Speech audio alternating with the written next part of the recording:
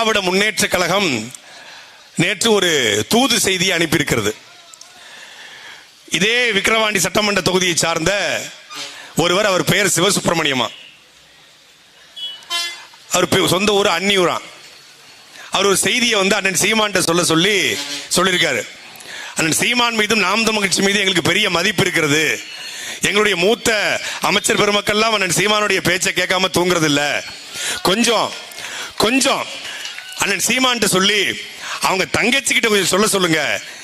அவங்க எங்க ஆட்களை பார்த்து ரொம்ப உரண்டு எழுக்கிறாங்க. அவங்க கேட்கிற கேள்விக்கு எங்களால பதில் சொல்ல முடியல. அவங்க உழைக்கிறதுக்கு அவங்களுக்கு வாக்கு கிடைக்கும். எங்க கிட்ட ரொம்ப எங்களை பத்தி பேசுறாங்க.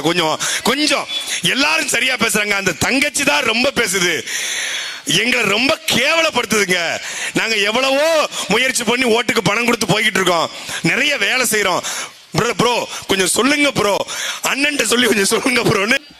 சாட்டா என்ன போயிட்டாரானா? சேட்டை தானே அவருக்கு. ஒரு காணொலியில அவர் பேசுவாருன்னா மனசுல இருக்க அம்பட்டு கோவத்தையும் வெளியில சொல்லிட்டு, வெக்கம் மானம் சூடு சொரணெல்லாம் இருக்கா, சோத்துல உப்பு போட்டு தான் தின்றியா, இன்னும் பல விஷயங்கள்லாம் கேட்டுட்டு அப்படின்னு நான் சொல்லல, ட்விட்டர்ல போட்டிருக்காம்பா, ட்விட்டர்ல ஐடி வேணுமா இடுமா வனம் கார்த்திக் அப்படின்னுருவாரு. அந்த மாதிரி இன்னைக்கு அவர் மனசுல இருக்கிறதெல்லாம் பேசிட்டு, அவர் பேசினதை கேட்டுட்டு அவருக்கு யாரோ போன் பண்ணி சொல்லியிருக்காங்க, டேய் எப்பா பேசாதப்பா எங்களால முடியல அப்படின்ட்டு. அதை என் மேல போட்டாருன்னா நான் அப்படிலாம் பண்ண மாட்டேன். என்னுடைய பரப்புரை நான் மக்களிடமே தான் கேள்வி கேட்கிறேன். நேத்து கூட நான் நிர்வாகிகளிடமும் கேள்வி கேட்டேன். நான் கோபப்பட்டு பேசுறேனே தவிர கோபமா பேசல. என் உயிருக்கினிய தமிழ் சொந்தங்களே, என்னுடைய சித்தப்பா பெரியப்பா தாத்தா பாட்டி அம்மா எல்லாரும் இந்த கூட்டத்துல தான் நிக்கிறீங்க. நான் கோபப்பட்டு தான் பேசுறேன். ஏன்னா இத்தனை ஆண்டு காலமாக ஒரு கட்சி கூட்டணி இல்லாமல் தன் கொண்ட கொள்கையில் நிலைப்பாடோட நின்று உங்க மேல பாசத்தையும் நேசத்தையும் வாரி கொட்டிக்கிட்டு இருக்கோம். எத்தனை தடவை புறக்கணிச்சாலும் அதை ஏற்றுக்கொண்டு மீண்டும் உங்களோட நிக்கிறோம். அடுத்த நாளே போராட்டம்னா எங்க அண்ணன் முன்னிலையில நாங்க நிக்கிறோம். ஆர்ப்பாட்டத்திலையும் நாங்க பங்கெடுத்துக்கிறோம். எந்த பிரச்சனைக்கு நாங்க குரல் கொடுக்கல சொல்லுங்க. அப்படி இருந்தும் நீங்க என்ன புறக்கணிக்கிறீங்கன்னா அதுக்கு ஒரே காரணம், எங்க கிட்ட இல்லாத தகுதியா நீங்க பாக்குறது அந்த காசு மட்டும்தானேண்ணா. காசை மட்டும்தானே பார்த்து நீங்க ஓட்டு போடுறீங்க. இதைத்தான் நாங்களும் கேட்கிறோம். அவர் சொன்னாரு, அண்ணன் சொன்னாரு, சாட்டை என்ன சொன்னாரு, நான் 2 உறுதி கொடுத்தேன், வாக்குறுதி கொடுத்தேன். அதுல ஒண்ணு விக்கிரவாண்டி தொகுதியில் இருக்கக்கூடிய அனைத்து பள்ளிகளையும், கவர்மெண்ட் ஸ்கூலையும் அரசு பள்ளிகளையும் நான் தரம் உயர்த்துவேன். பிரைவேட் ஸ்கூல் அளவுக்கு, கான்வென்ட் அளவுக்கு நான் தரம் உயர்த்துவேன். முடிஞ்சா அதுக்கு மேலையும் நான் ஆக்கி காட்டுவேன். அவங்களே வாயை பொளந்துட்டு பாக்குற அளவுக்கு நான் தரம் உயர்த்தி காட்டுவேன். இன்னொன்னு, அனைத்து மது கடைகளையும் டாஸ்மாக் கடைகளையும் ஒழித்து முடிப்பேன். அதுல அண்ணன் சொன்னாரு, அப்பனா டாஸ்மார்க்ல குடிக்கிறவங்க ஓட்டெல்லாம் போச்சு. அப்படிலாம் இல்லைன்னு, அப்படிலாம் இல்லை. டோன்ட் வரி, கல்லு கடை திறப்போம்.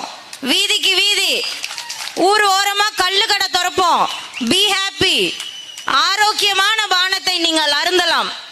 இந்திய அரசியலமைப்பு சட்டத்தில் தென்னம்பாலும் பனம்பாலும் ஒரு உணவு பொருள் அப்படின்னு தான் இருக்கு. அந்த உணவு பொருளை கொடுக்கறதுக்கு தடை இருக்காது இல்லையா? இப்ப அண்ணன் சொன்னது போல அதைத்தான் எங்க தொழிலா எடுத்து நாங்க செய்வோம். அண்ணா நீங்கெல்லாம் நாளைக்கு அரசு ஊழியர்கள், நம்ம வாங்க அவங்கள போய் கேள்வி கேட்கலாம் நாளைக்கு, கவலைப்படாதீங்க. அவர் எவ்வளவு ஒரு ஆதங்கத்தோட பேசுறாரு. மற்ற மாநிலங்கள்ல இல்லைங்களே, ஏன் தமிழ்நாட்டுல மட்டும் இருக்கு? ஏன்னா சாராய அதிபர்களால் ஆண்டு கொண்டு இருக்கிற நாடுதான் இந்த தமிழ்நாடு. இத கேள்வி கேட்டாதான் எல்லாருக்கும் கோபம் வருது. சாராய அதிபர்னு சொன்னா பொத்துக்கிட்டு வருது.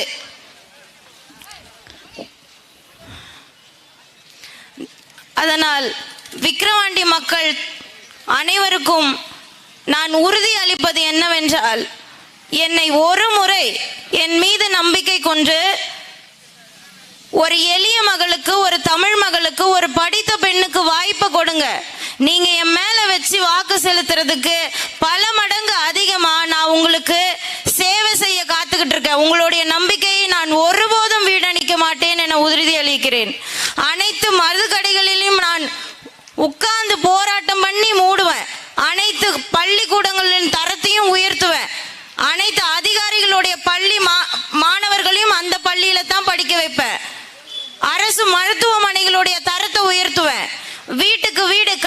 கண்காணிப்பு கேமராக்கள் அமைக்கப்படும்.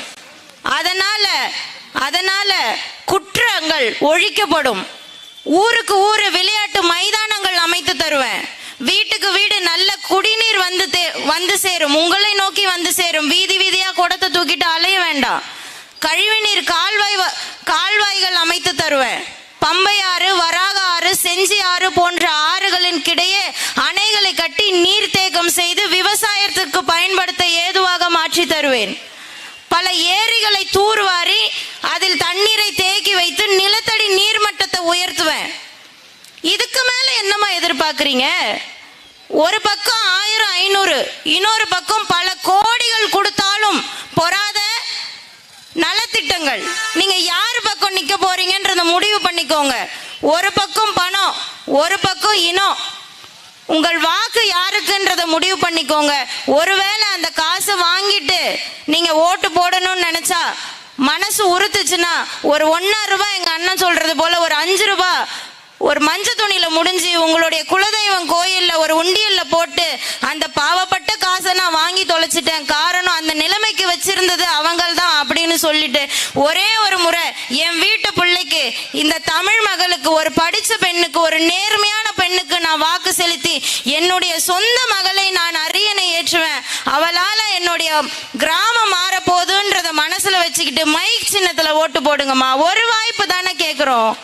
நல்லது பண்றதுக்கு வாய்ப்பை கேட்கிறோம், ஆனா தரமாற்றீங்க. எனவே எனது அன்பான தமிழ் சொந்தங்களை, இத்தனை ஆண்டு காலமாக நீங்கள் கைவிட்டு விட்டீர்கள். ஆனால் இந்த முறை இந்த எளிய மகளை கைவிட மாட்டீர்கள் என்ற நம்பிக்கையோடு விடைபெறுகிறேன். நன்றி, வணக்கம். நாம் தமிழர்.